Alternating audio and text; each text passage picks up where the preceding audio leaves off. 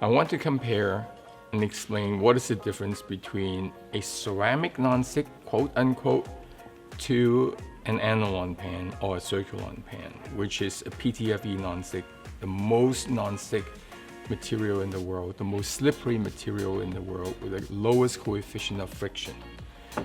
The ceramic nonstick, so-called ceramic nonstick, what makes it nonstick is actually an industrial material known as Sol-Gel. They mix silicone oil with it, and then bake it onto the pan. So there is some, that's why when you feel it, there is that slick, oily feeling. That's because of the silicone oil that's actually in the pan.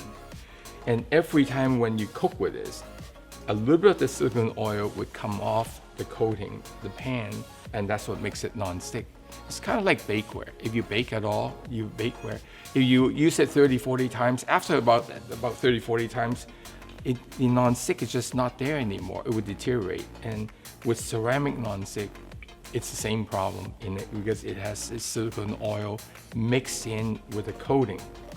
Unlike Anolon pan here, that this is pure, this is tough PTFE non-stick, no silicone oil here. So no silicone oil would come off the pan, the coating, and you don't have to use oil if you don't want to. You can just pan fry an egg without oil and it'll be non-stick. In this case, you can also do that too without oil, but just know that you're actually eating some of the silicone oil that comes off the non-stick pan in the case of ceramic pan.